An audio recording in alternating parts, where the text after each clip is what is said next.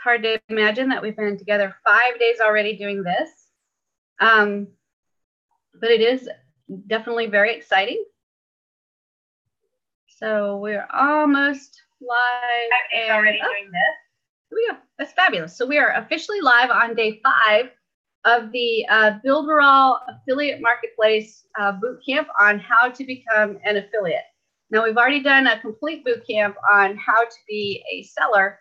This one is how to be an affiliate, how to sign up as an affiliate, sell someone else's products. And we've talked about organic traffic methods. We've talked about paid traffic methods.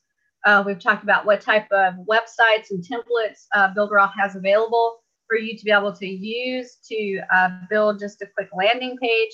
And today we're going to actually spend some time going over how to create a landing page and make it all prettiful. And we can actually send them to the landing page. And then from the landing page, we can send them to our affiliate sales page.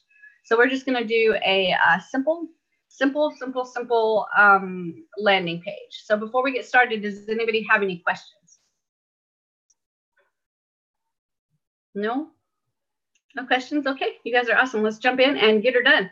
Let's make money. Let's make money. That's all right. Let's do that. Also, by the way, how many of you guys in here are Builderall business people where you've got the $49.90 plan? Let's see, couple, fantastic. If you missed the training today, go back and check it out. It's on the Builderall USA YouTube channel. And we talked about the new Canvas. And you don't want to miss that meeting because it's absolutely incredible. I can see Tyree's head finally exploding when he sees it. I mean, get ready. Tyree, when you watch it, I want you to videotape it because your head is just going to go, it's finally going to explode. Because the potential for this Canvas to be a game changer for Builderall, well, to me, it's actually not even potential. It's just a done deal. Canvas is going to be absolutely amazing. It is already amazing. I did a real quick demo on it this morning to kind of show people what it is. And you guys know with these boot camps, we kind of bounce around a little bit when we're learning how to do the pages, right? So we build a page and we kind of build another page, but then we have to bounce back here to do something else on this page. Then we got to bounce over here to do this. Canvas actually takes all that away. What you'll do is you'll actually build the skeleton of your website on a canvas, on just a platform, on a screen, one screen, and you're going to build it graphically. And you say, okay, I want this page, then I want this page, and I want this page, and I want this page. And now I want to connect the pages. And then I want to do an email sequence. I want to do a checkout. And if they decide they want to buy this, I want to upsell them this. If they don't want to buy that, I want to downsell them that. So you build it all graphically. And then once you build it all graphically, then you just click the button at the top right that says build website. And it's like, boink, and everything you just created, it will create all the pages. It will connect the pages for you. It will do all the work in the background. So then your next job is just to go in there and make them pretty. And that's it. Yeah. Absolutely, positively insane. When is the meeting happening? It actually happened already this morning. So go to the Builderall USA YouTube channel and check out. It should be showing. If it's not showing yet, it's still processing because I just got done with it a little while ago. So if it's not showing yet, it's coming because it's got to process. But it should be one of the newest videos on that particular YouTube channel. And just take a look at it. We do the first 20 or 30 minutes. And we're all doing what I now call the Tyree. We're all doing the Tyree, which is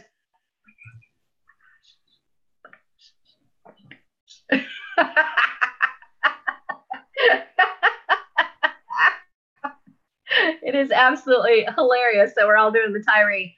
But it's honestly so amazing that you can't help it. You just can't help it. So check it out and watch all of us do the Tyree as we're getting excited about Canvas. And the beta test version is coming out, I think, tomorrow. And then the final version where everybody gets a hold of it. I don't have an ETA for that because it really depends on testing and how that goes. But I would put it at a month give a month for testing at least, and let us get the kinks worked out and everything. And then when we get it out to everybody, it'll be ready to go. And you guys will be doing the Tyree too. Now, once you're flushing out all the testing in a month or 6 weeks, whatever it's going to take, would we be able to, like you were talking this morning, to combine all the tools? Would that be the time, or we still have to go through each tool to check it out, whatever, test it out? That's gonna be an ongoing process, right? So the first iteration, when they put it out, not everything's going to be connected. It'll be being able to produce your website, right? Connect the pages, and then click the button, and it creates the website. But we've got a lot of things to connect, because we've got the webinar platform to connect, chatbot to connect. We've got Mailing Boss to connect. We've got Design Studio to connect. There's so much to connect. So all of those, I think, will happen in phases. So the first phase you get is just the basic build the skeleton of your website, click the button, and everything's created for you in the background. And then the second iteration, I think, is probably going to be full connection with Mailing Boss, because that would be the next step. And then after that, I'm not real sure, but those I would think would be the first two iterations. Is just the regular, generic, watered down version where you create the skeleton and then click the button and create. And then next step is integrate Mailing Boss. So I think it's going to be absolutely, positively incredible. Davida said something about no sound, so let me message her really quick. Let's see. That's everyone. Oh, sorry. Okay, good. Great. I'm so glad, because I was worried. I was about to say, Davida, if you can't hear me, then try such and such, which of course wouldn't have worked if you couldn't hear me. So I was getting ready to type you a message, but I'm glad you can hear me. But yeah, so check out the Builderall USA channel, find that video, watch that thing, and you'll all be doing the Tyree, which I think is great. All right, guys, let's go ahead and jump in and build. You guys want to build a landing page today? How's that sound? Does that sound good? I'm sorry, Shelly. That meeting that you were speaking about, is that weekly meeting, or does it have a different title? Yeah, it's the weekly meeting. Mm-hmm. Weekly meeting. Okay. Yep. Yeah. So were you the one showing it? Yes. Okay. Good. It was awesome. Was it? Awesome. Good. Yeah, I know. I was so excited. Let me tell you guys.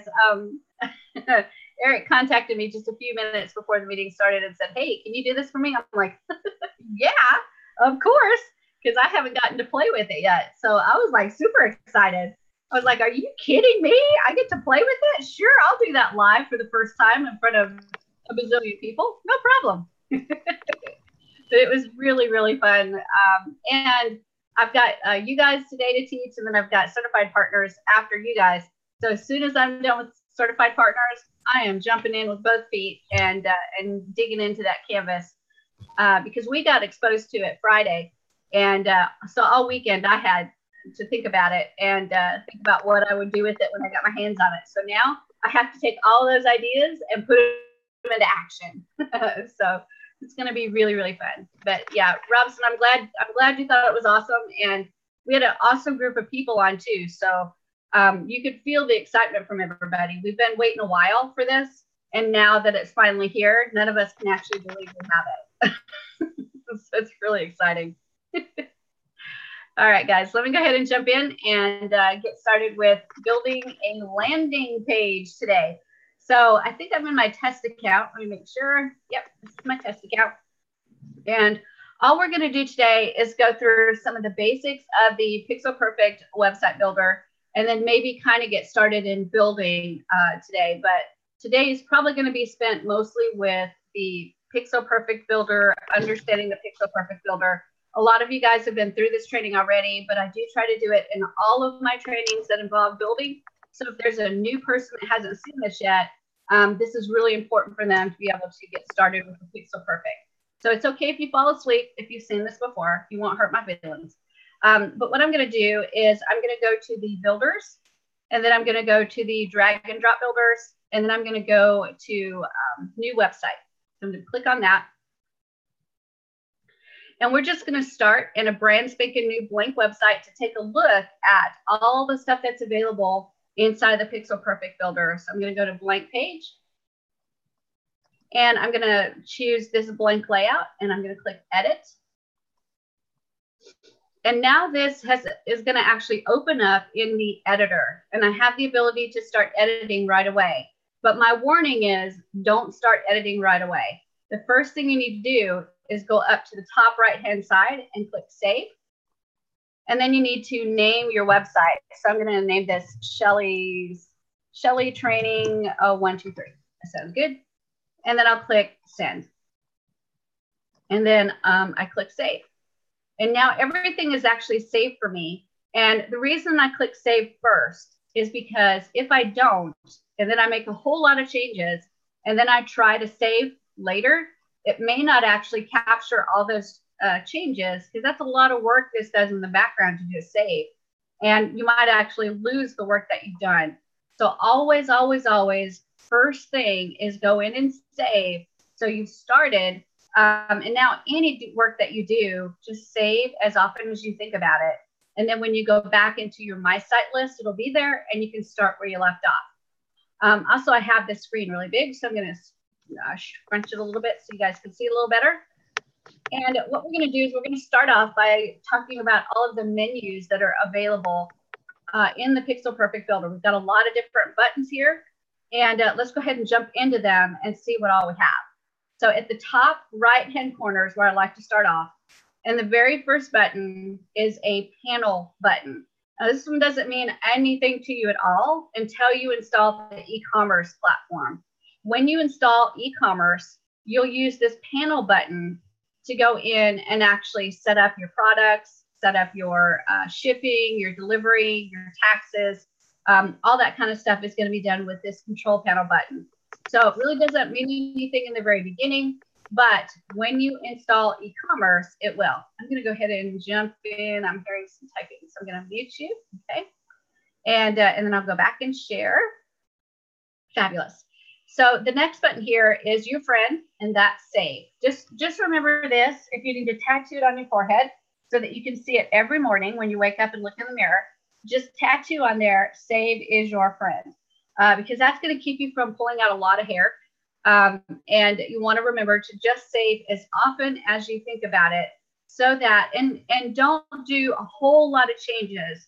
Big changes are when you add pages, when you delete pages. That's a big change. If you add a layout, you delete a layout, those are big changes. So you definitely want to save immediately after doing those big changes.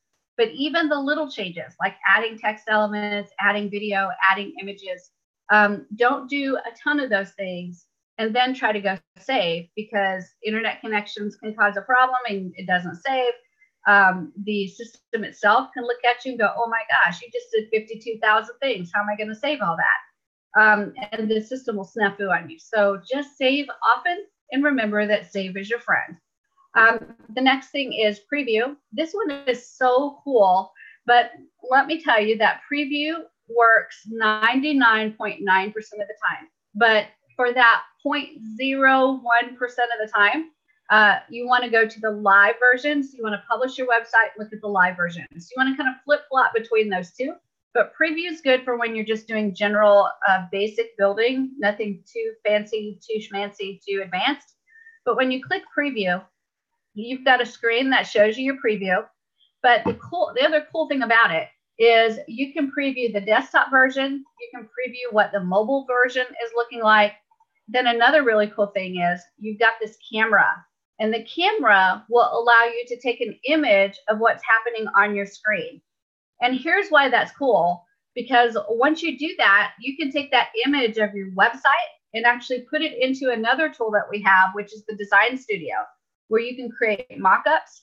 And we have pictures of like a person holding a computer, and you can put the picture, the image of your website on that computer and make it look like that person's looking at your website on the computer. So that particular little tool that's in your dashboard can be used to enhance your website. And you do that by using that little camera and taking a picture of your website and adding it to that image. So it's actually really cool. Also, if you want to take an image and use it as your share image for Facebook, you can actually use that camera, take an image, and then make sure that the dimensions are right to be used as the share image. And then you can add that into the website page settings so that the share image is actually a picture of your website. So if you share the link on Facebook, they will actually see a copy of your website page. So again, that camera comes in handy. Now, there's many other ways you can do it besides the camera, right? You don't have to have the Builderall camera. I have a app on Google Chrome that's called FireShot, and you can use that. So right here is FireShot. All you got to do is look that up on the Google Chrome store.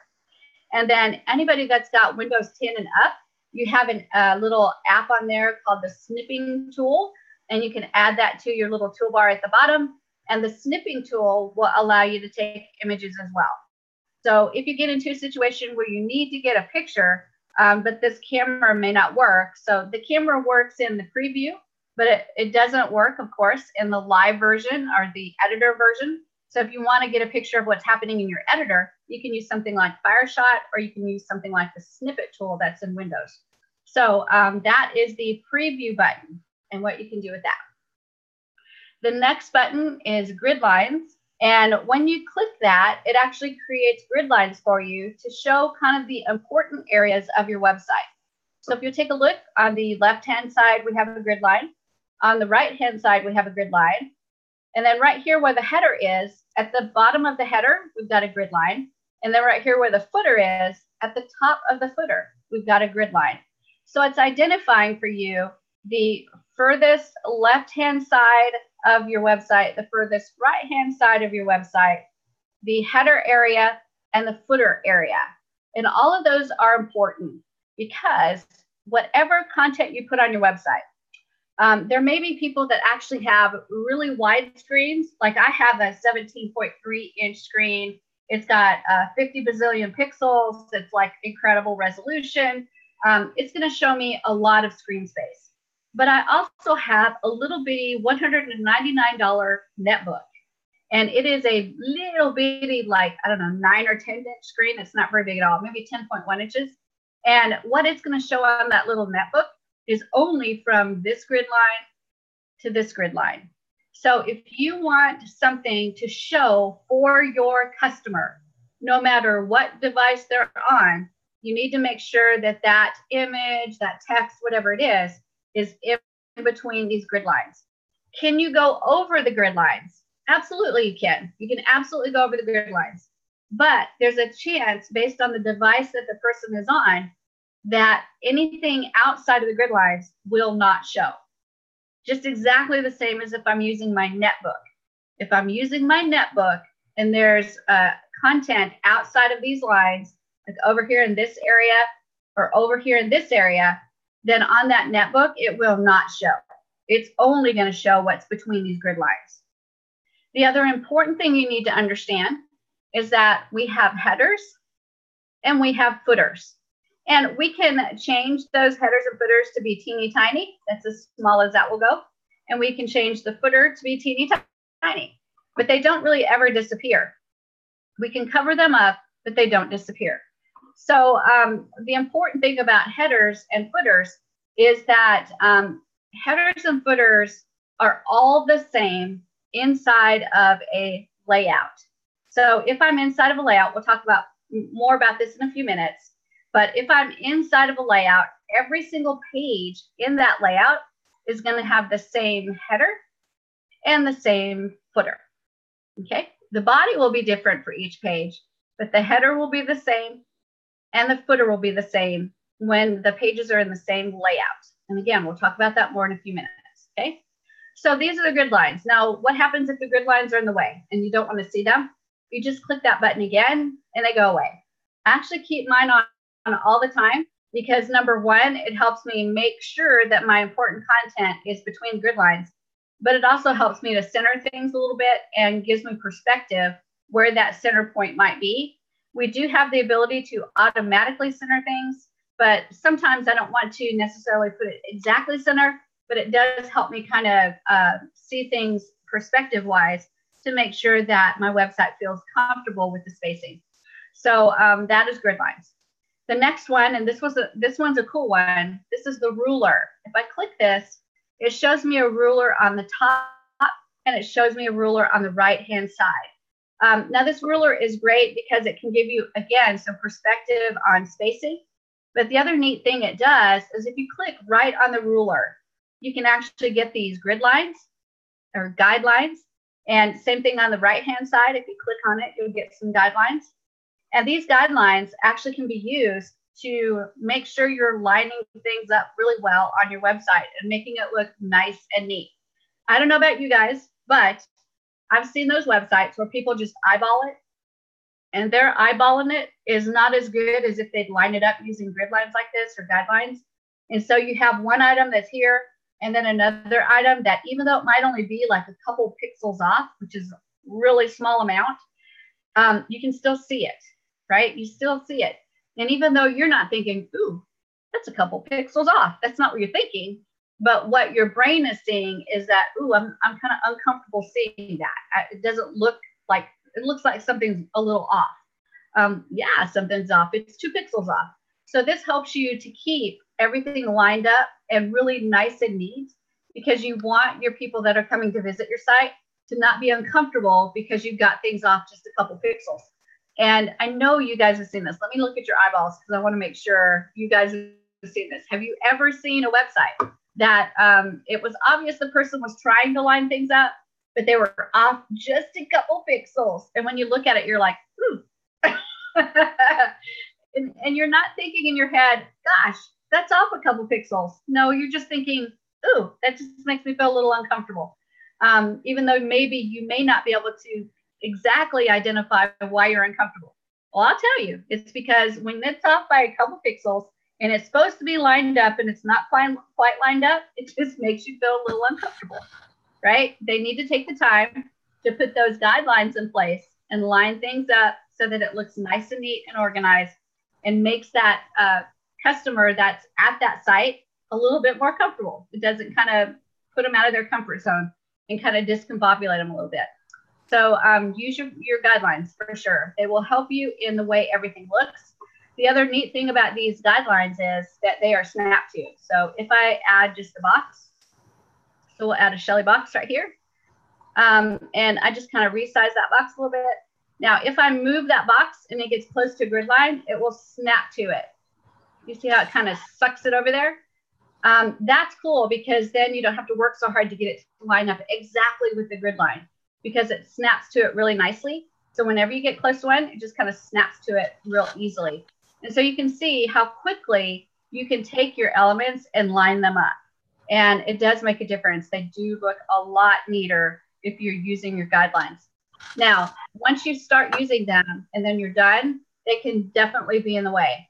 So you can actually take your guidelines and right-click them, and that will make them go away. So all you have to do is right-click them, and they'll actually disappear off the ruler. So they don't have to stay there forever. You can just put them for a temporary time. You can also click and drag them. So I can drag them anywhere I want to put them. And then, of course, when I'm done, just right-click. And then when I'm done with the rulers all together, I just have to click grid lines again, or sorry, ruler again, and it takes away the ruler. So they're real easy to put in and use, and then real easy to take out. So definitely use those as you're building, because it will make your site look better, feel better, and actually your customers will like it better if things are lined up. So those are the rulers and how you can use them. The next one is undo and redo. And these are typical undo redo. If you do something on the editor and you're like, whoops, I didn't mean to do that, you can click undo. I've had about 50-50 success with undo. So I will just kind of warn you, if you click undo, it may or may not do exactly what you want it to do. But recently, it's been doing better than it was in the past. So that's really good. I think I'm getting a lot better results with undo. And again, if you undo something, and you're like, whoops, I didn't mean to undo that, you can click redo and it will put it back. So those are typical undo and redo, just like other programs that you've used where you've used the same functionality. The next one is show hide elements. And if you click on that, you've got this little bar that shows up. And this allows you to hide things as you're building your website. And this is a really neat feature because I use this box a lot. This is called the Shelly box. I had a friend of mine name this. But what I do with it is I actually drag it around to try to find hidden things. I use it when I'm doing save. I will change the color of the box and then hit save. And when I look at the live version, if the color of the box changes, that means I got all my saves in there and I can start doing my testing. So this is a valuable box to me, but I don't want it to appear on the website for my customers. So I can hide it. And all I do to do that is I right click it and I go to this little eyeball with a slash in it. And if I click that, it sends it to the hidden items area. And it will hide in there so that my website visitors will not see it. But every time I go into edit, I can actually grab it anytime I want to.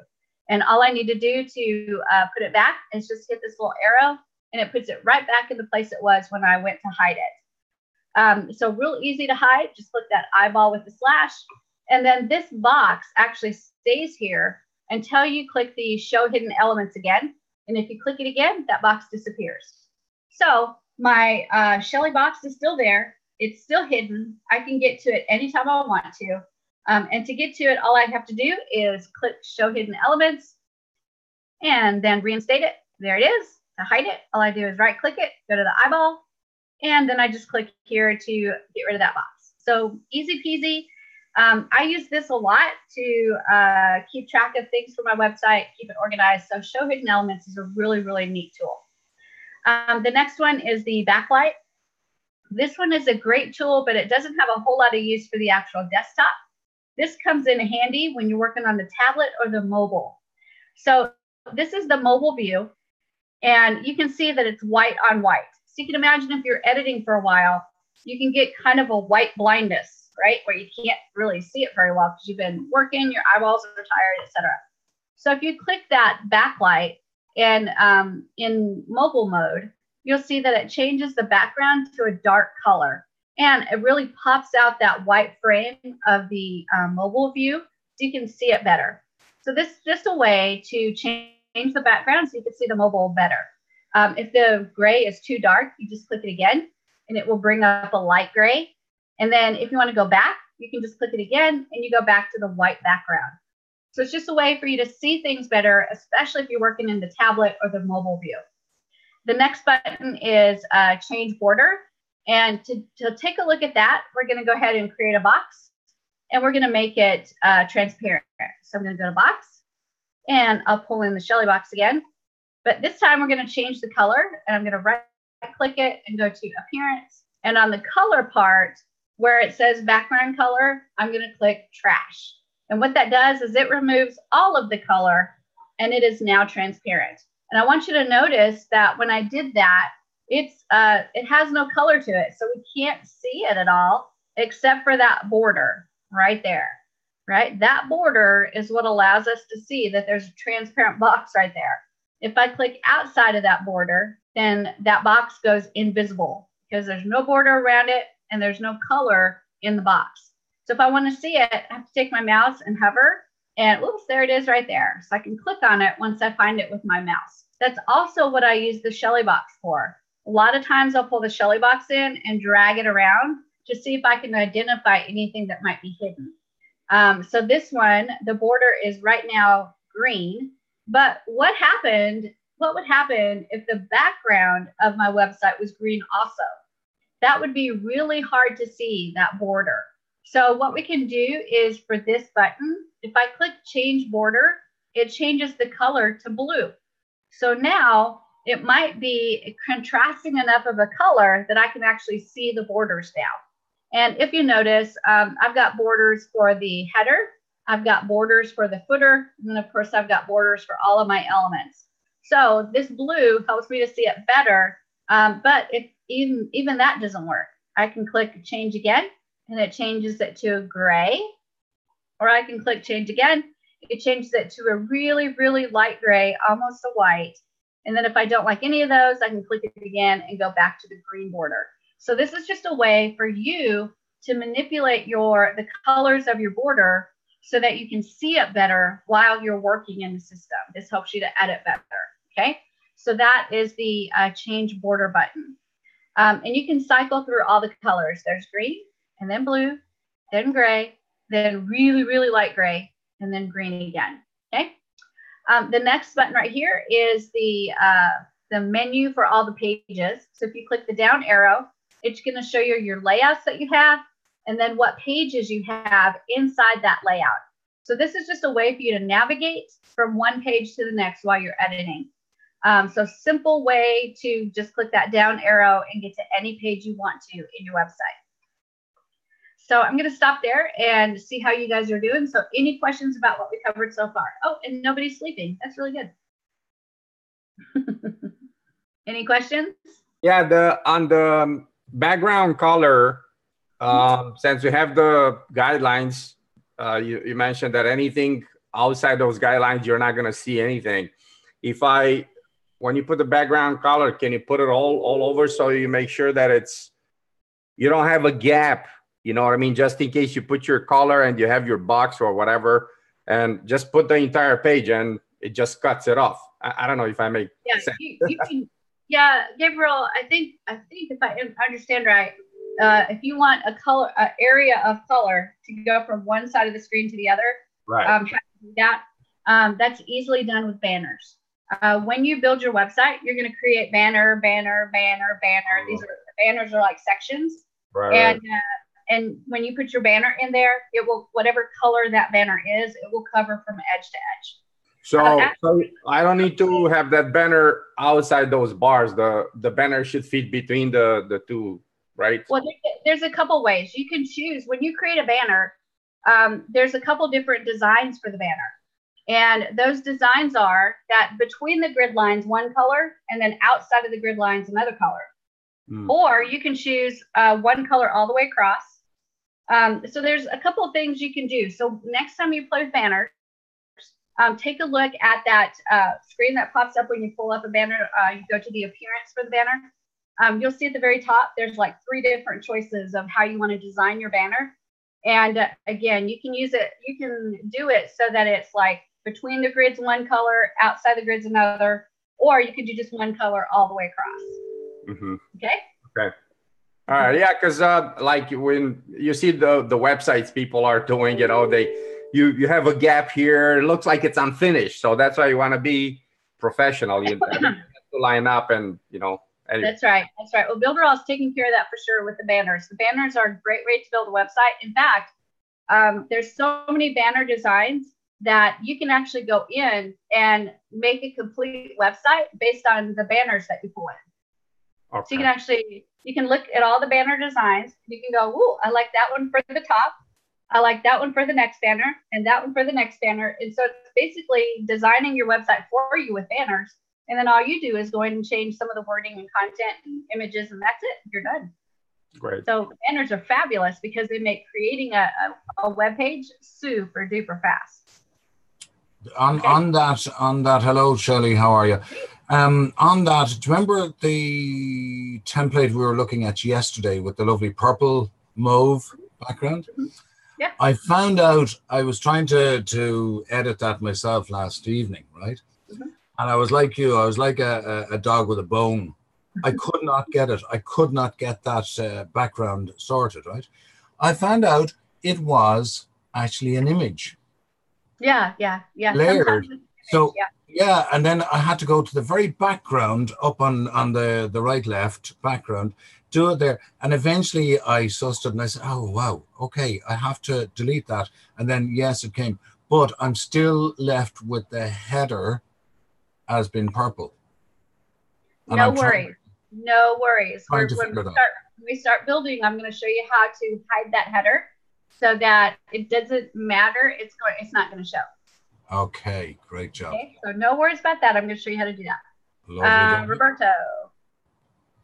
Yeah, Shelley, there are some times when you can get that box click to another box, and then when you move one, you move the other one as well. Yeah. How you actually get those separated. Sometimes you don't want them together.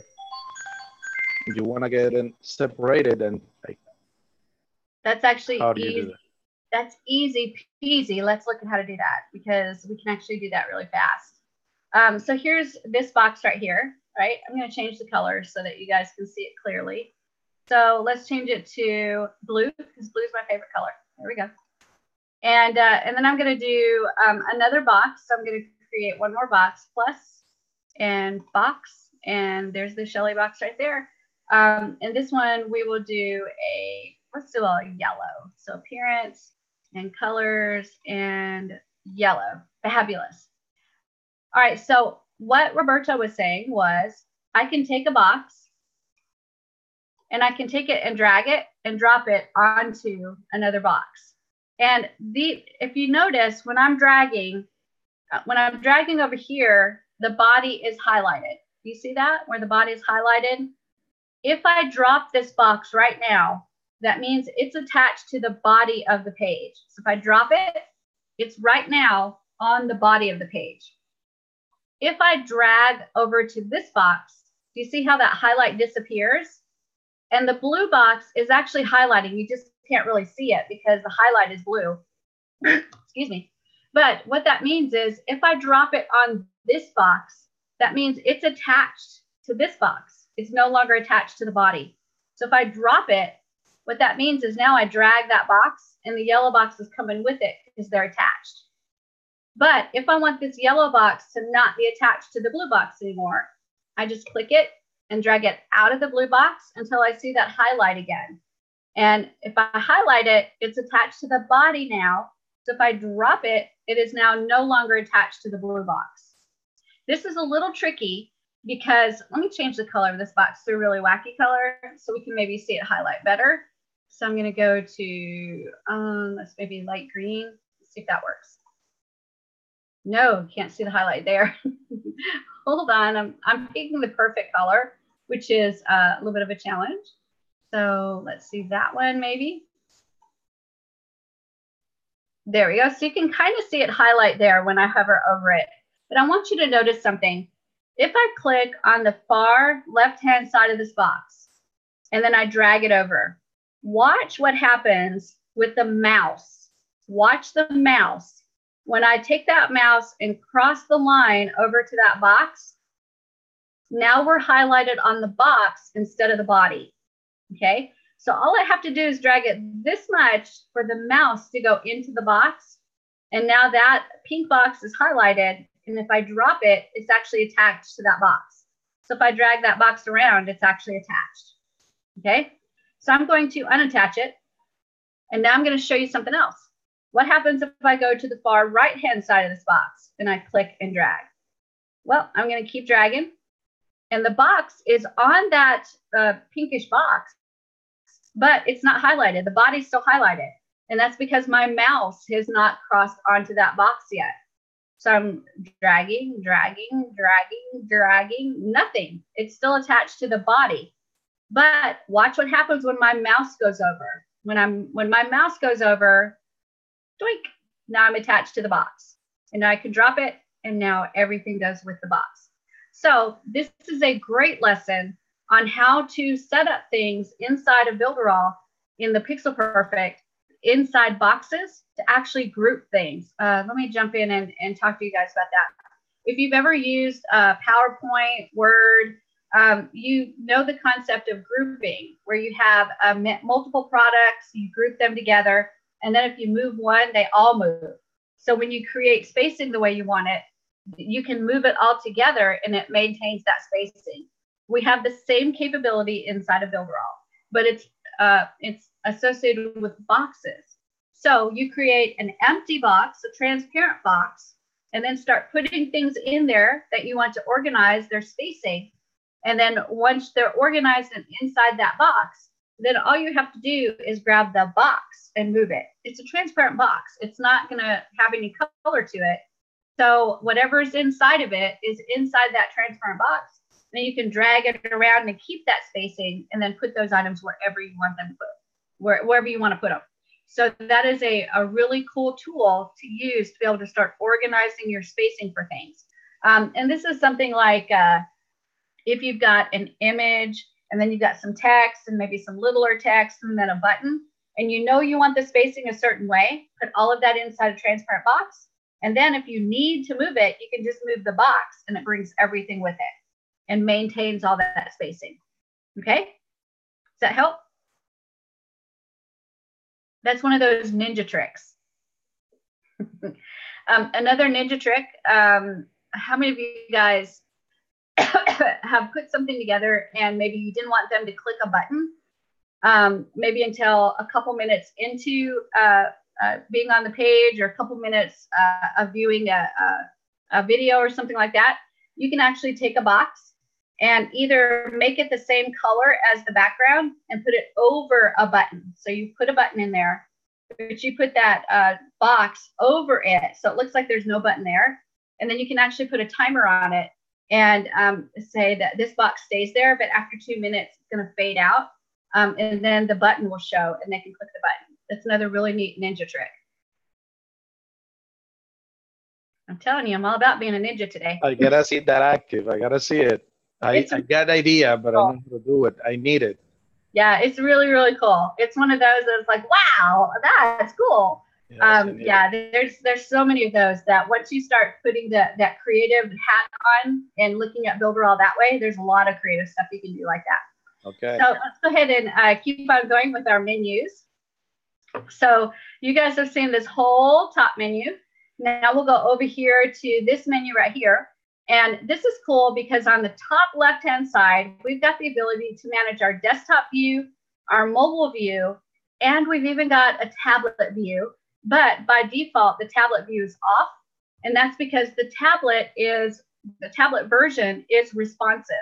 That means whatever the desktop has, when you go to a tablet view, it'll just shrink it so it'll fit the screen. So you don't have to fix the tablet view if you don't want to. You can let it stay the desktop version. It's just going to shrink everything up. Or if you really want the tablet to look different than the desktop, or you want to add something to the tablet version, or take away something from the tablet version, you can actually adapt it if you want to. It is responsive, but you can adapt it if you want to. And to turn on the tablet view, all you need to do is go to the double gears and go to website settings. And then right here where it says tablet mode, you'll set it to yes. And then little save right here. And that will show your tablet view. And then you can start adapting the tablet view right away to show something different than what the desktop view has. If you don't want to do the tablet view, you start looking at it and go, yeah, no, I really don't want to edit the tablet view. You just go back to the double gears, back to website settings, and set it to no. And then click save. And now that tablet view goes away and it will be a responsive view of the desktop. Okay. The next one is mobile. When you click this, it's going to allow you to edit the mobile version. And this is an adaptation of the desktop version. So let me explain what that means. Okay. When we go to start editing our views, you'll usually start in the desktop version first. And if you decide to just let the tablet version be the desktop, the tablet version is responsive, which means it's going to take this version and then it's going to shrink it so that it'll fit the tablet. But what happens is when we try to do responsive to the mobile, it has a heart attack, right? It just has a heart attack because it has to go from this big to whoop, this big really fast. And it doesn't do real well. Responsive views on the mobile are very difficult. Now you can find builders that are responsive for mobile, but they're boxy, right? They're like, okay, here's a box, here's a box, here's a box. And when we go to mobile, it's going to go just stack the boxes one on top of the other. So it can be done if they're boxes that get to stack. But then you get back into like a WordPress situation where you can't go outside of that box. And one of the biggest things about the Pixel Perfect is there are no boxes, right? You can take an image and put it anywhere you want to. Take text, put it anywhere you want to. Drag and drop it, and shazam, you're good to go. So the solution is to have an adaptive version of the mobile view. And what that means is you can take everything that's on the desktop and just adapt it to what you want it to look like on the mobile. And to me, this is fantastic because it's not just taking everything from the desktop and juggling it. It's actually allowing you to say, I want this right here on the mobile, and I want this one right here on the mobile. And all of this extra stuff that will probably use up all their bandwidth, I'm going to take it out. And I'm going to make the mobile much simpler. So it's easier, faster to load, and doesn't suck up all their bandwidth.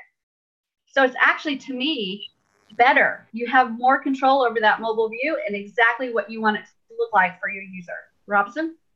Yeah, what's the difference between that mobile and the drag and drop mobile drop builder?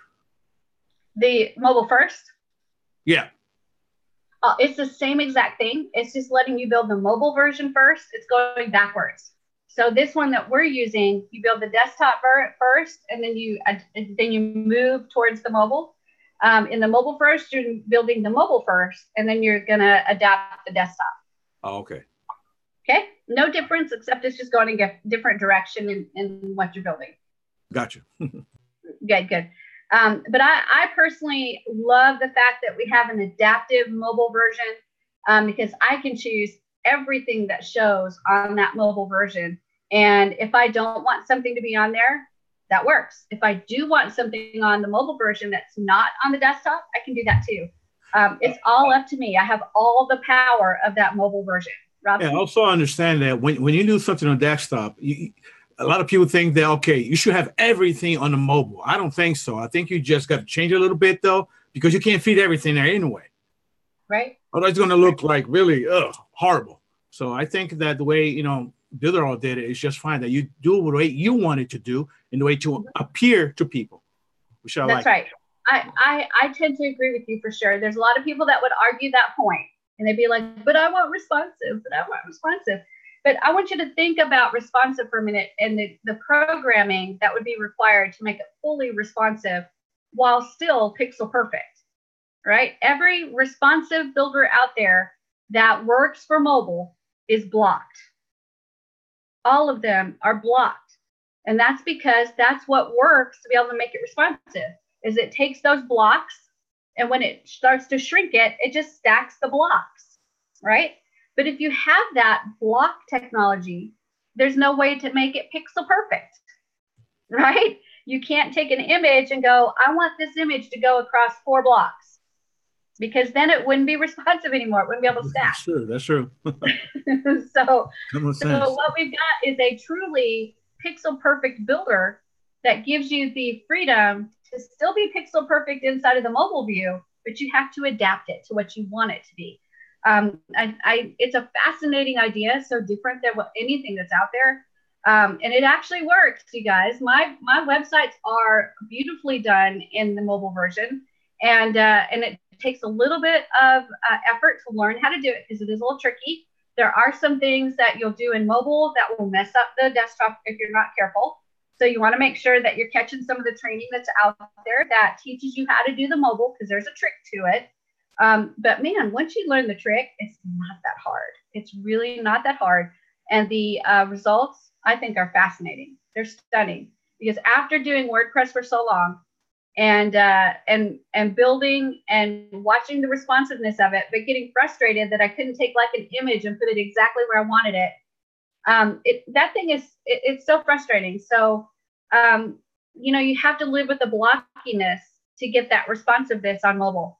But when you get to go to the pixel perfect and put anything exactly where you want it, exactly how you want it, exactly why you want it, for me, that's the game changer. And I'm not sure I'll ever go back to WordPress. I mean, I've still got a few sites in WordPress because I have to, right? Because of all the plugins. If I didn't have to do those plugins, they would all be over on Builderall, because I absolutely love the pixel perfect. And all of you guys are like, no, not WordPress. I think we should ban that free, the name of that free platform should be banned. There's no way. After using this, there's you'd want to be absolutely gone in the head to go back to that thing. Yeah, it's kind of like when you've been living with your parents and then you move out and then you have to go live with them again. Yeah, but You're like, no. But people don't realize how expensive it is. Yes, it's a so-called free platform, but when you really want to get it to work, it's expensive. That's true. With all the plugins and time, yeah. Yep, no doubt about it. So yeah, that's my spiel on the why I love the Pixel Perfect and why I love that the mobile is adaptive and not necessarily responsive.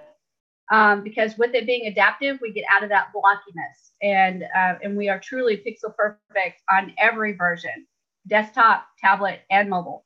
So I absolutely love that. So hopefully I drove that point home. So let me go ahead and share my screen again. And we've talked about the desktop, the mobile, and right here, there's a button called Enable Drop. What this allows when you click it is on the mobile version, what happens is there's a lot of layers sometimes, and the Pixel Perfect has many layers that you can work in.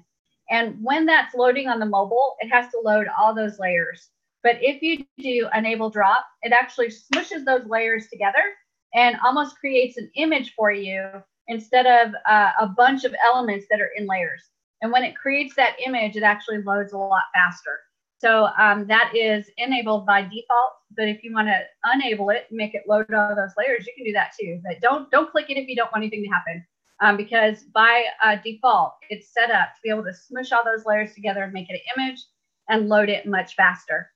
The other item we have in here is the wrench, and that allows you to adapt your mobile or tablet version much faster by clicking it and then deciding, do you want to take the desktop elements and make it adjusted so that it fits the view. And most of the time, I just click copy desktop. And what it does is it takes all those elements and shrinks them up and tries to make them the same size and the same style as the desktop. Now, does this work every time? No, it doesn't work all the time. There's sometimes you'll click that button and it'll move it all over and put it into the mobile view. And you're like, wow, that looks like somebody exploded all over my mobile screen. And you still have to do a lot of work. So it doesn't work every time. It's not perfect. You may be in a situation where you have to click and drag some stuff and change some stuff and make it look pretty yourself. But remember that this is your website. It's your business. Sometimes you have to do what you have to do. And one of those things you have to do is you have to edit things and make them look how you want them to look for your mobile view. So you may have to do some things like drag in the items like this. There's a lot of things that you may have to do, but all of it's designing your website so that it looks the exact way that you want it to look. Okay. So the wrench is handy to have, but it doesn't always work exactly perfect. You may have to work a little bit to make it look like what you want it to look like. So that's the toolbar right there. Now we're going to go to the left-hand side, to this toolbar right here, and we're going to take a look at what all we have on this side. So one of the most important conceptual ideas is this first one where I've got the page icon and it shows me my layouts. Right now I've got one layout in this website, and all a layout is a collection of web pages. So inside this layout is going to be web pages. When I click inside of it by clicking this little arrow, here's my layout settings, and I can do many things to the layout. I can delete it. I can change the background of the layout so that every single page in the layout has the same background. I can set up some fonts so that the fonts are consistent and the same throughout the entire website. I can do some settings. So I'm going to click that button. And on the settings, I have a favicon. A favicon is the little image that shows up on the tab of your browser. So right here, you see I've got Facebook, and I've got the little F right there for Facebook. That little F is the favicon. So I can change that. I can title the layout. So I'm going to call this Shelly's layout. I can put in a description, which is SEO sensitive. I can put in keywords, which of course are SEO sensitive. I can put some meta tags in there. I can put a Facebook pixel script in there to start capturing analytics about who's visiting my website. I can do different other analytics scripts like Google. and then some general scripts, like functional scripts, like the browser notifications and stuff like that. If you've got a script, you can put it in there. And then there's also some really neat MailingBoss integrations that you can add right here. Those are a little bit advanced, so you can see some of my advanced training to see how to do those. But those are the layout settings. And when I make a change, all I have to do is click save. And then I go back, and you can see that my layout is now named Shelly's Layout. And I'm going to go back into my layout. These are my settings again. And right here, I've got a padlock. This is actually one of the coolest new changes that we've made. And what it does is, if you want to protect the layout so that only people can get in that you want in, whether you approve them manually or they paid to get in, you can actually set up a membership area by locking down this layout. So all you do is click the padlock, and it will take you all the way through a wizard to help you set up your lockdown member area. So it's actually really, really cool. You can imagine that you can have maybe a layout that's not locked down, and then another layout that is locked down. So they can get into one layout, but if they want to get into another layout, they have to pay. And this is fabulous because now it enables you to create membership areas where you can put content, you can do e-learning courses, you can just create products and put them in there for paid members, all kinds of neat things. So that opens the door to being able to monetize your website based on a protected area. So that's layouts. Now, inside of layouts, I have pages. So right here, we have the home page. And you can tell it's the home page, the first page that's going to show up on the website, because it's got that little home button. So if I added a domain to this, a domain name, and I type that domain name in, this would be the first page that would show up. And I can always change the home page because all I have to do is click on the page and then click on the little home button, and it will change that page to the home page, which is really easy. So how do I change the information about these pages? To do that, I'm going to click the little gear button. And when I go in there, now I'm on the page settings. And I have a lot of neat stuff I can do with the page settings. So right here are the page settings. And I can delete this page. I can change the background of just this page. Remember, over in layout settings, we could change the background for the layout. And that meant every page in that layout would get the same background. If I only want to change the background of one page, then I go into the page settings and change the background of that one page. I've also got A/B split testing. So David, you've asked about A/B split testing before. That button is right there. And that's where you set up your A/B split testing. Also, if you want to transfer this page, let's say I've got multiple layouts and want to send one of the pages to a different layout, I can do that by using that transfer button. And then duplicate. I can actually copy any page that I create. And that comes in handy, for example, for the boot camps. I made one template page for each of the lessons. And when I add a new lesson, I just duplicate the last page, change a few little things, and then that page is ready to go. So duplicate is actually really handy when you don't want to create a brand new page from scratch. And then we've got configure pop-ups. This allows me to actually add a pop-up to the page. And then I can choose if I want the pop-up to show immediately, if I want it to show up when they start to scroll down, if I want it to show up when they get to the bottom of the page, if I want it to show up after a certain amount of time. There's a lot of neat settings I can do to configure that pop-up. Then, of course, I can create the name of the page. This is SEO sensitive. The address of the page, which is SEO sensitive. The title of the page, which is SEO sensitive. And then description, which is SEO sensitive. So all of that's going to help you with SEO if you get your keywords in there. And then, of course, keywords are SEO sensitive. And then right here, got a preview on Google. So it'll show you what this is going to look like when you look at this on Google. And anytime you make a change to the page, you just click update, and it will update what that looks like. And I want you to notice that right now it says Shelly's Layout. That is the name of our layout, correct? So if I go in and add title of the page, I'm going to call this home page. And then I'm going to click save. And I'm going to go back into those settings. And I want you to see what happens to this preview on Google. It now says Shelly's Layout, which is the layout name, and then home page, which is the page title. And it put those two together.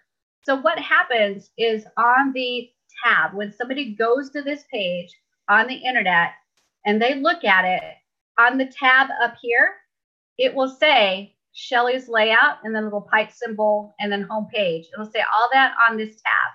And so to give you an example of how that works, let me go to one of my websites, Social Media Explosion. And if you take a look right here, I've got on the tab right here on this tab, you can see that the layout name is Social Media Explosion and the page name is actually Done For You Graphics Package.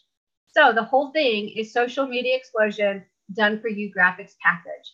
So you can see how you can manipulate the name that appears on the tab in your browser. That's a big deal. So you want to remember how you do that. So the next one is share image.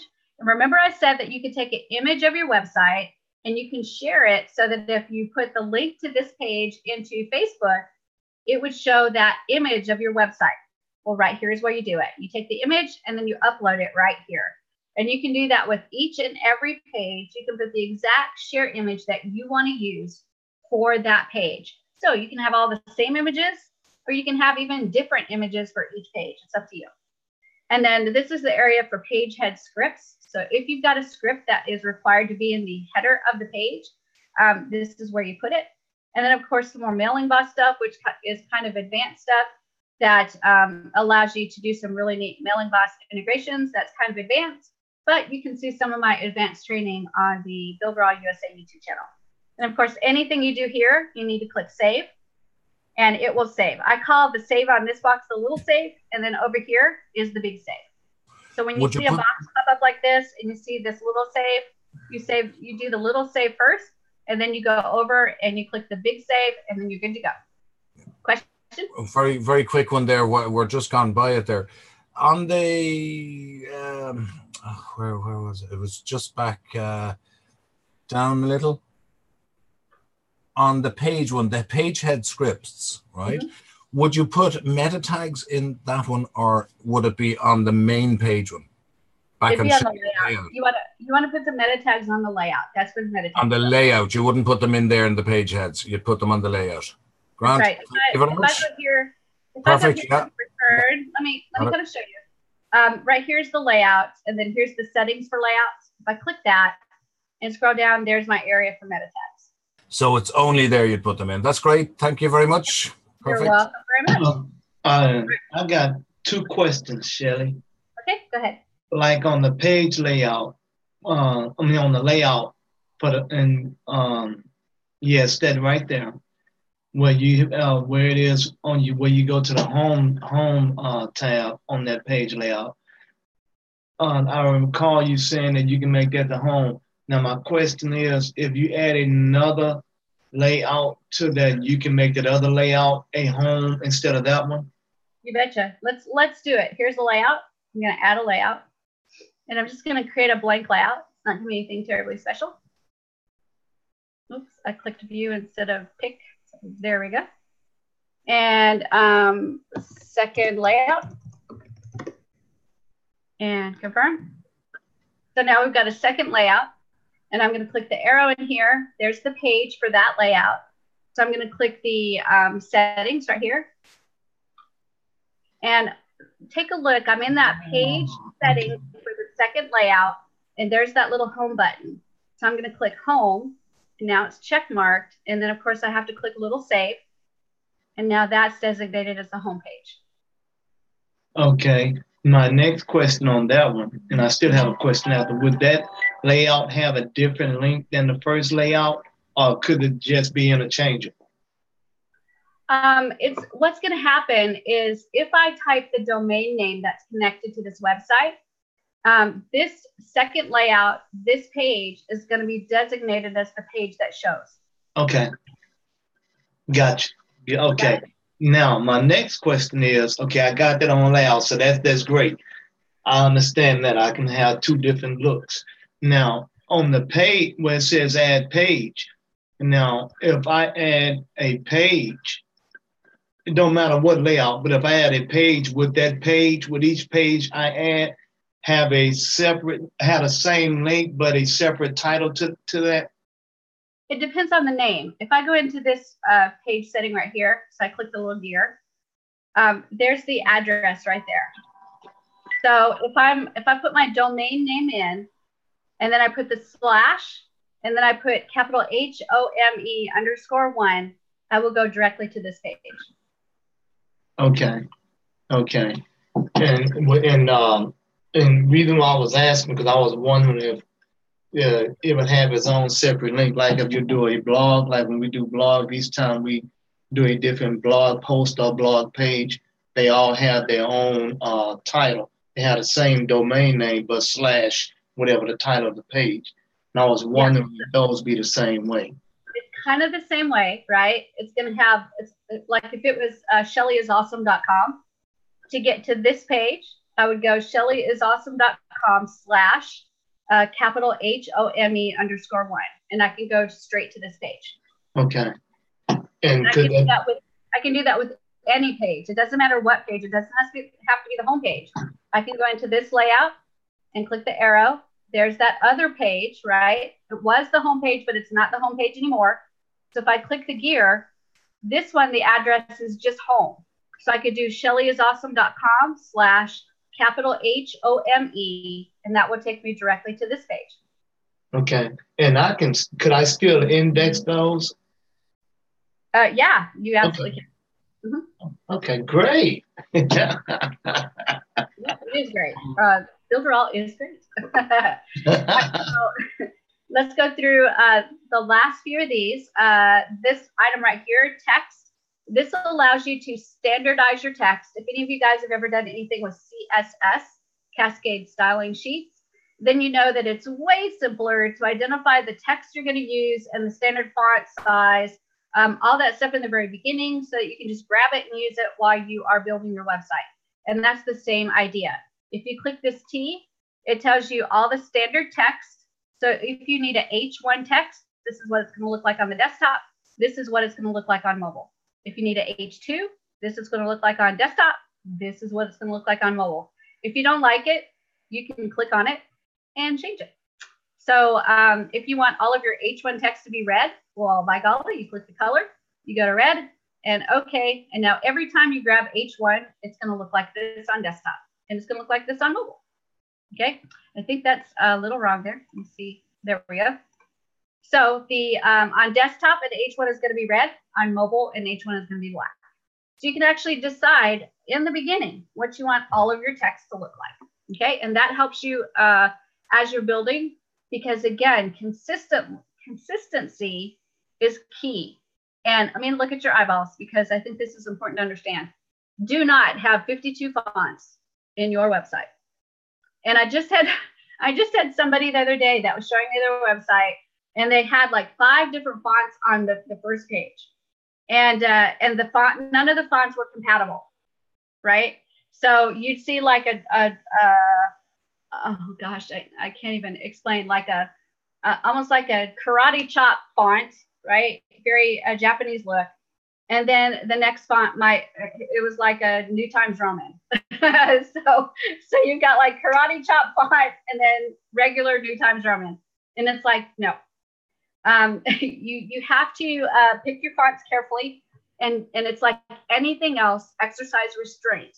You want a few fonts, right? Standardize them in that area I just showed you, and then stick with those fonts throughout most of your website. Now, does that mean you can never use a different font? No. But if you use a different font in an area, just make sure that it fits. Look at it with those clean, clear eyes, rather than the website developer eyes that we all have, right? Our website developer eyes says, oh my gosh, I got to use all of it. I told you guys before, I've done the mouse that has the trail thing. I've done the flashy things. I've done all of it. I understand the temptation to just use everything, but the user experience isn't going to be good when you do that. So standardize your fonts with that little T, and then make sure that you're sticking with those. Also remember that if you change those at any time while you are building on your website, and you've got an H1 font on one page and an H1 font on another page and an H1 on another page, and then you go in and change it, you've just changed every page. That's important to remember too. because I've had people go, my font keeps changing. I'm like, quit changing the T. And then also the palette comes in useful as well with the color scheme. Like some people are off the wall, not only with font, but the color, you know? That's true. Yeah, you want to manage your colors too. I always try to do 3 main colors and then 1 disruptive color. And again, that's the same idea is if you're using 52,000 colors on your website, your users will throw up. They just will. They'll go to your website and go, blah, because it's too much for them. It's just too much for them. So think about the user experience. That's going to be part of your evolution as a web developer is thinking about the user experience. The first experience is getting excited about the tools and using everything, right? And mastering everything. And then the evolution is understanding that you don't need everything to wow your visitors. What you need is to just make sure to stay organized, be concise, and really think about that user experience. And the user experience doesn't mean 52,000 colors. It means 3 or 4 colors that you pick and use consistently throughout the website. You can use other colors, just use them sparingly and make sure that it's clean all the way through your website, okay? I'm gonna go ahead and share my screen again. And we'll go to the next area, which is the plus sign. And this one is chock full of stuff. If I hit that plus sign, I now have the ability to create pop-ups, do different types of text. I can do auto funnel tags. I can do banners. Banners are a great way to make an entire web page, is all through banners. I've got a bazillion boxes, a bazillion buttons. I've got images and all the way down. So this right here is, it took us about a month of training every single day to get through this in the certified partner training. So this alone is a huge area to investigate. But these are the elements that you can add into your website. The next area is the double gears. If you click that, you can set up your GDPR stuff. You can create a sitemap. Remember, we can go to those website settings and turn on and off our tablet and our mobile and a few other neat things that we can do. We can also go here to do the user management. So if you've got people signing up for a protected area, or you've actually sold things through checkout, you can manage users and their signing up for your website right here. You can also manage their registration fields. So by default, it collects their name and their email. But if you want to collect a shipping or mailing address, you can do that by setting up those fields here. We can also create coupons to be able to give out if we're doing a checkout. And we also have action counters. So you can put an action on any element that allows you to have an action. And then you can monitor how many times that item gets clicked. So that's really, really cool. That's some real basic analytics. So that's right there in the double gears. The shopping bag allows you to set up checkout information. So you can set up your payment processor. You can manage sales right here. So if you sell anything through a checkout on your website, you can check them out right here. You can manage an automated email system that does abandoned cart emails, product sold emails, all kinds of stuff right here on automated email. If you want the automated email to go out through an external platform, you can set that up here. We've got sales funnel capability where you can set up upsells and downsells in the sales funnel.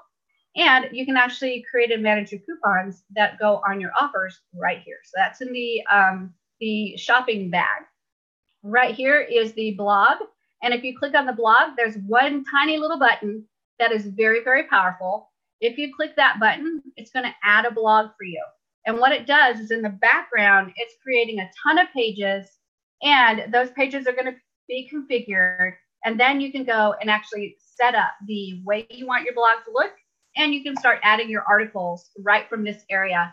And in the plus area, if you go all the way down to blog apps, you've got some more neat little elements that you can add along with the actual blog, including some little elements that you can add to any page, like a couple of articles. If you want to add a little sidebar that shows the newest 2 articles, that blog app is in there. So there's several different things in there that you can integrate into any page, not just the blog pages. So that little button is extremely powerful. And blogs in the Builderall system are so easy to set up, and they actually end up really, really nice. So that's the blog functionality. Oh, go ahead. Sorry, regarding the blogs, is that the same editor or is it the blog editor? Is it responsive? Is it other? This is going to be able to set up your blog, and you can edit it here. Now, there's another blog editor that we have that's a legacy responsive blog editor. Yeah. You can use that, but it's literally just for creating a responsive blog. Right, and it's separate. It's completely separate from this one, which is actually integrated into your website. That's brilliant. So it's on the response. Well, the Pixel Perfect. Pixel Perfect. Yeah, it's on. That's what it's on. Yep. No, I found the old blog system. I was, but this one, it's on the responsive. That's good. The old one's harder to use. Perfect. But this one is actually just beautiful. I mean, you can configure it however you want to. It does a fabulous job with creating the pages. You can add images, video, text. You can manipulate all of it. It's actually really, really nice. And again, you've got those added features in the element area. So you can add little bitty elements to pages that are not necessarily blog pages to promote your blog. Yeah. And does it automatically, when you add it, does it automatically attach itself to the menu? No, you have to go in and format it. Right. But it's not a page address like anything else. And you can grab it and add it to a menu just like you would any other page in your website builder. So, excellent. Thank you very much. Another neat feature is that you can add a blog either to an existing layout, or you can choose to create a new layout and put that blog in its own layout so you can manage all the pages and headers and everything right in that layout. So there's a lot of ways to do this. It just depends on how you want to do it, actually. Okay, I do have the banners. Just use the blog as your website then. You can. If that's what you want to do, you absolutely Sorry can for cutting across you there, Tyree. Apologies for that. Oh, go ahead. That's okay, then. Shelley, my question is, I know like when we go to new sites, we see where it says blog, where it has its own blog template. We can use it as a website itself, and those right there come with each individual link for each page. Now, my question is, this blog here, does it come as one long thread of pages, or does each one of those blog pages have their own separate link? You can create it either way. You can have it where it does 15 blog entries on a page, or you can set it up so that each page has its own a unique page. Okay. Or you can set it up so it's almost like an affiliate link. So there's really only one page, but there's an affiliate link that goes at the end of the page that knows which blog to bring into that page. So instead of having 50,000 pages for your 50,000 blog entries, you actually have one page and the blog is brought into that one page. So all three ways you can do it. Okay, well, I'm gonna have to work on that, getting to understand that, because that was a blogging platform that I used to have, and it's quite different. It created its own page. All you do is say add page. So I have to play with this one and learn the difference. Also, I got to learn the difference on these where it says news page or either article or either, I guess, blog page, whatever. But this build all system here, it's like, I have a whole training already, Tyree. I think it's in the back office. Hold on, let me see. Let me share my screen. I can't remember if it's in the training area or not, but you know what? We'll check because we have the capabilities. So if I go to trainings and tutorials and I go to training, and let's see, mailing boss, simple funnel, magic funnel, checkout. So it's not there. So I'm going to go into the dashboard and go to quick start. And in quick start, maybe skyrocketed business you already have. Let's see if that's it. Website, sales funnel, floating video, contacts, Facebook event, Android. Nope, not that one. Then we go to leverage business and promote, learn, 30 days, funnel, traffic, app. Nope, hopefully we'll find it. And then business from scratch, email list, e-commerce, course membership area, start a blog. So that one says coming soon. But I know I've done the training on it already, so I'll have to find it because I can't remember where it's at. okay. So I'll see if I can find it and I'll try to put it into the resources for you, okay? Okay, I appreciate that because I use my blog to, I like the blog daily, and I use that to get in front of people. And I use it like. I bet I know where it's at. Hang on a second. I betcha I did it as a training. So let's go to Builderall. Build a blog. Let's see. Oh, there we go. Build a blog with Builderall. I did it 9 months ago. We're not sharing screen. Oh, I'm sorry. You guys are supposed to just guess what I'm looking at. So I'm going to put it in the chat area for you. And you can take a look at that. Go ahead and copy it for sure. It's in the chat area. And that way you'll have it and you can take a look and see if that's enough training for you on how to use it. Okay? Okay. And then we'll be doing a boot camp on blogs as well. So no worries. And that's the one where you didn't have, I just clicked on, that's the one where you didn't have the makeup and everything. Mm-hmm. Yeah. I'm going to look at that when this is done. So, because I like to use my blog. I sell things off my blog. It's a very powerful tool and I've learned how to use it. It really will allow me to get the most out of Builderall and expose all the features on my blog that Builderall has. Yeah, and I'll show you one of my blogs. Let me see if I can remember where it's at. Builderall365.us. So this is one of my team websites that I put together. And I haven't updated the blog in a long time, so nobody kill me. You're not allowed to kill me. But this is the actual website, and we'll let it load so that the menu can load. It's got to think a minute. And my computer is like really slow because I am doing video for Zoom. But there it is right there. So that's the actual team website, right? And then when I go up to the top, there's my menu item for blog. And all I did was just get the blog page address and put it in the menu item. So when you click it, it goes straight to the blog. So there's where it's at right there is builderall365.us/365blog. And there's my blog. So inside the blog, I've put quotes in there. I've put articles in there. I put some videos and training and stuff like that in there. So there's actually a lot of content. But the last time I added anything was actually July, so it's been a while. Also, I created categories. So if you wanted to go to just email swipes, you can click that button, and it's going to show only the email swipes on this blog. So you can actually capture those and use those. So that's one of those blog elements that you can grab and put into any web page. And each one of those blogs has their own separate link. Yeah, if I want to see just this email swipe, I just click read more and it takes me straight to that blog entry, which is one page. And it shows me just that blog entry.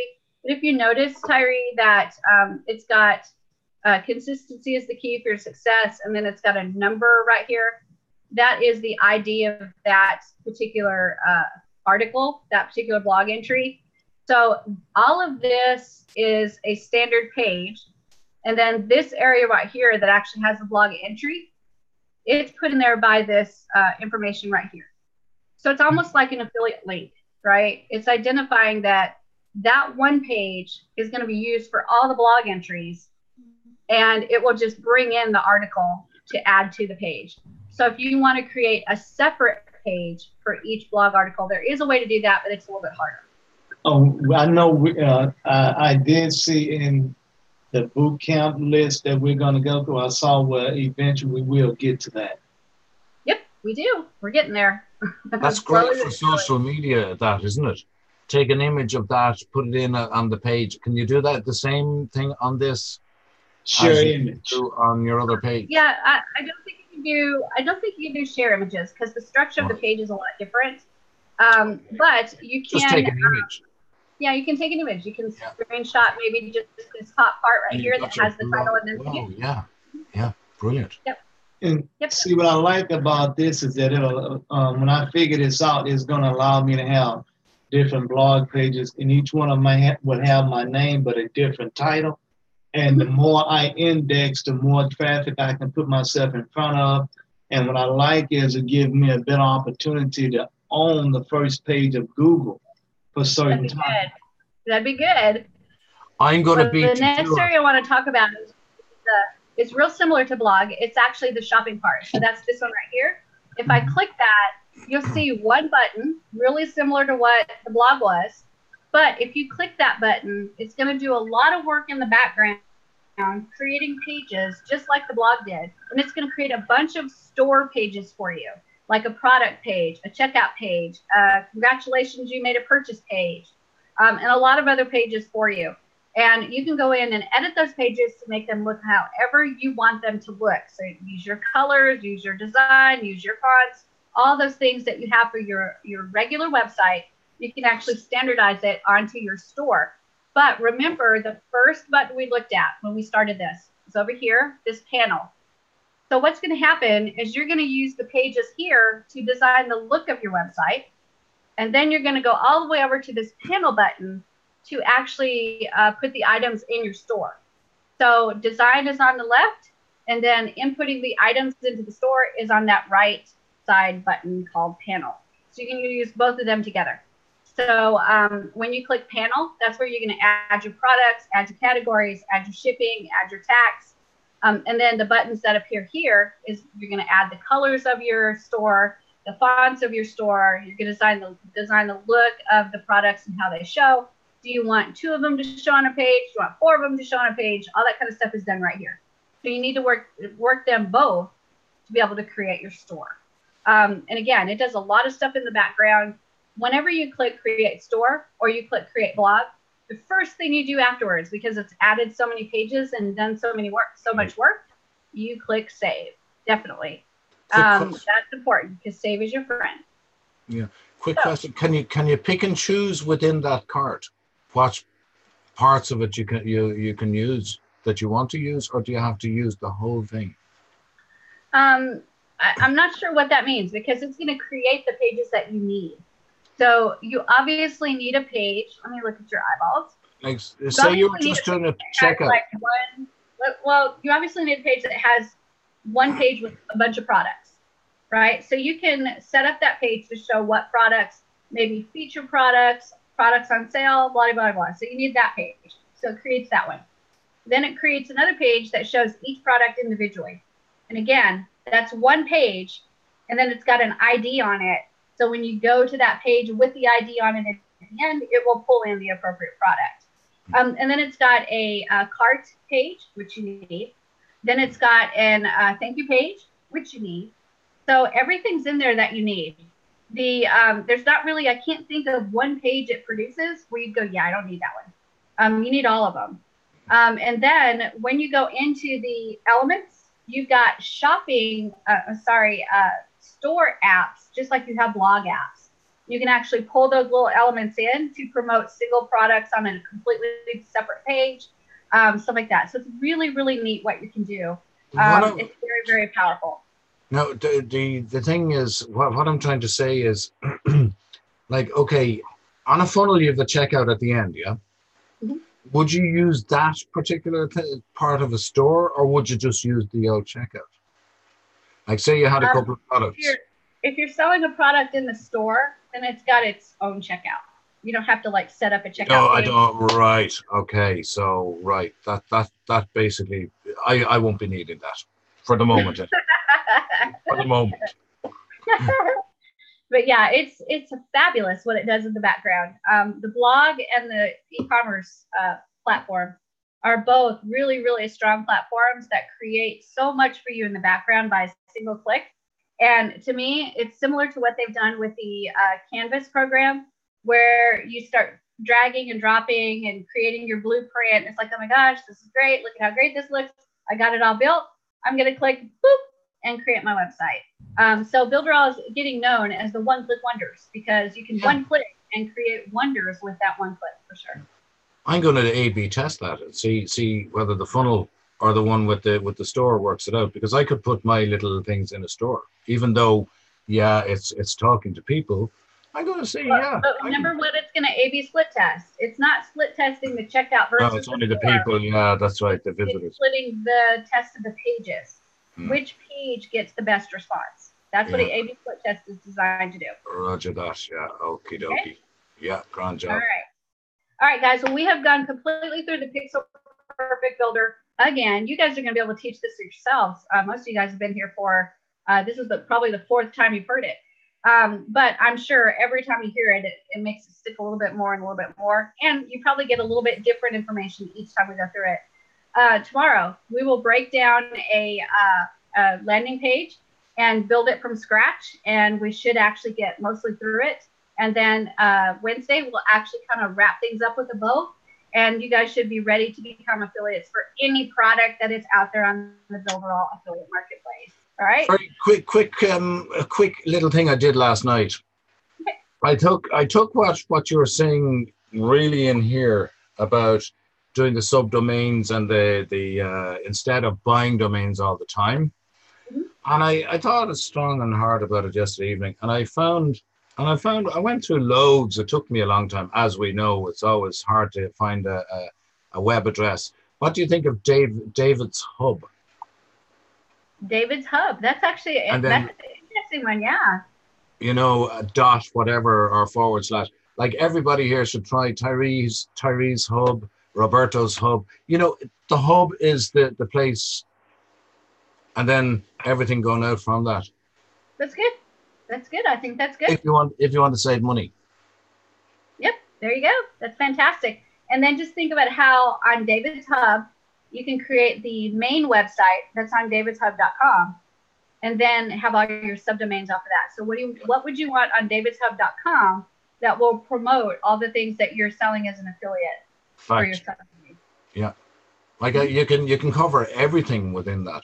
And then Google love to see your name then, Tyree. I'll be up on Google before you. I joke. I'll be in Google before you do the Scottish song. Sorry. This is the thing I want to remind you to do, though, and this is a word of caution for everyone. And I try to teach all my people this at some point. It is so tempting to go in there and buy domains and buy a lot of them. So what I suggest for everyone to do if you're buying domains is go in there and use a link called namemesh.com. NAMEMESH. Namemesh.com. It is a fabulous resource to be able to put some keywords in there, and it will spin those words and spit out hundreds of domain names that are available. And what you need to do is go through there and put some keywords in there, spin some stuff around, get some domain ideas, and then pick out about 10 or 12 that you really like, star about 3 or 4 of them that you think you really, really like, and then don't buy anything until 24 hours later. I have one. I didn't buy it last night. If anybody wants to do it, it's, you know, we're all in the tech business. We're all in the tech business. HaveITech.com. Mm-hmm. It's still there. Is gone. What I want you to do is just wait that obligatory 24 hours, because I've done where I've looked at it and I went, oh my gosh, I need to get these 10 domains because they're like gold. And then the next morning I looked at them and went, are you kidding, Shelly? Why did you buy those? They're the dumbest names I've ever heard. So always get you a good list together of the ones that you're really interested in. And then 24 hours later, take a look at them again. And chances are you're going to go, wow, okay, 9 out of those 10, they really stink. But I will buy that one. I do like that one. That's a good one. So try that method. And I think I can honestly say you're welcome, because I think I saved you some money. Yeah, you did. Yeah, you sure did. You sure did. Thank you very much. Take a bow, please. Roberto, you got a question? You said name match? Name mesh. MESH. Name mesh. Namemesh.com, and it allows you to spin those keywords, and it spits out a ton of domains for you. And it spits all the ones out that are available. So you can find .coms really fast, .net, .org, all those off-the-wall ones, the really weird top-level domains, some really great stuff. And again, find you about 10 or 12 of them that you think you like, but hold on to them for 24 hours and look at them again later. Also, another thing is, let me give you another word of warning. And thank you, David, for typing that in for me. A lot of times we're tempted to ask people, what do you think about this? And I'm guilty of that too. I go to family members, friends, associates, maybe people that aren't so much entrepreneurish, and I'll say, what do you think about this? Well, I want you to remember that they don't have the investment that you do, as far as heart and soul and money and time, and then they don't have that sheer determination that you have that it's going to work. So they're going to go a lot of times for things that are gimmicky, funny, and they're not necessarily seeing the big picture of what you really need for your business. So understand that if you get input from family and friends, they don't necessarily have the same interests that you have for that name. So just put some perspective in there, because I've fallen victim to this as well.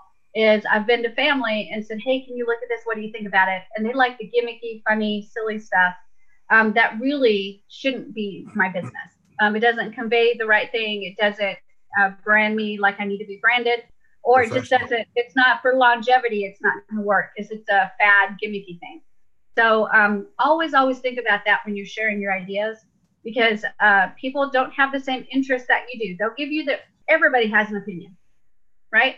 Yep. Just like holes in your anus, everybody has a hole in their anus, everybody has an opinion, but it's not really, doesn't have the same weight and value as your opinion does, because you're invested more than they are. Yeah, some blow harder.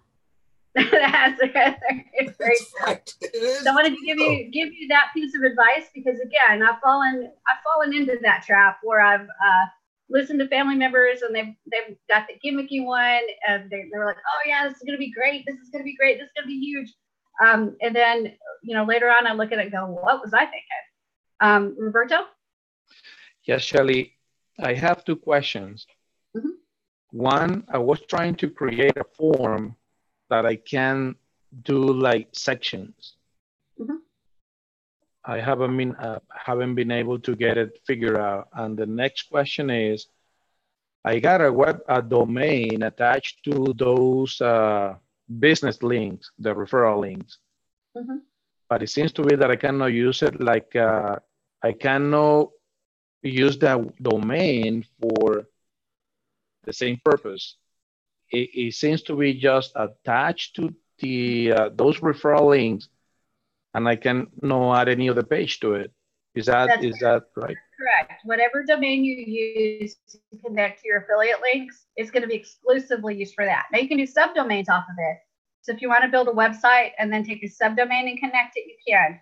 But the main domain is going to be exclusively used for your affiliate links, and that's it. And then what was the other question? The form. Yes. If you want a form that has sections, then you're going to have to actually use the contact form, not the email marketing form.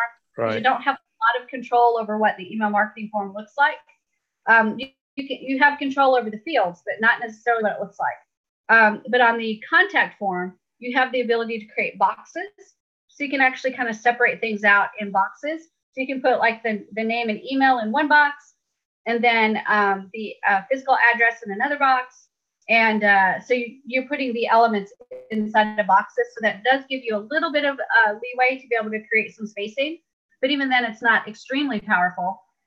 If you really want some real power in creating a form and the way you want it to look, and you don't need to necessarily have all this information going into MailInBox, you're just collecting the information, then you can actually do a Google form. You can make that look however you want it to look, and then get the HTML and embed it, iframe it into your page. And that's going to be sent out to my email once the person fill it out? You can set it so that when you get a response and they fill out the form and they submit, you can actually have it automatically send you an email that says, hey, you got another person that filled out the form. That's what I need. Awesome. Mm-hmm. Okay, well, I gotta go because I gotta get ready for my radio show. All right, David, it was so good to see you again. Take care. All right, guys. Yeah, Google Forms are very powerful, and I actually use them a lot. Because you can capture so much information, and you can capture all this information in MailInBox, but you can't organize it as well. So I can build a Google form. I can send all the results into a spreadsheet, and then I can have it email me every time I get a new response. So I love it because I can collect information really quickly and then be able to look at it all in one place on my Google spreadsheet. Okay. So hopefully that helps. And then also anybody that's wanting a appointment calendar, if you like wanting to do into coaching and you want to enable people to sign up for certain times that they can talk to you, you can actually do that through Calendly, Calendly, Calendly. They have a wonderful appointment program that's free. You can buy a paid version if you want to, but the free one is really good. And you can actually access that, set it up so that certain hours, certain days, whatever your settings are that you want to set for appointments. And then once you do that, you can get the HTML code, put it on your website, invite people to register for a session using that particular feature. So again, a fabulous way to set up appointments. Okay. All right, guys, I have about 10 minutes to go before I get into the certified partners. So I'm going to go ahead and let you go. But have a fabulous day. If you've got sunshine today, enjoy it for me. We've got another cloudy day out here. It's not real bad, but at least it's not raining. And I will see you again tomorrow when we start building. Get yourself a cup of tea. Thank you, Shelly. Thank you, everyone. See you all tomorrow. All right, Everybody, take care. Get yourself a cup of tea. Cup of tea. Cup of tea. You have to get your cup of tea. Good luck. All right. All the best. Bye, guys. Have a great day. Take care.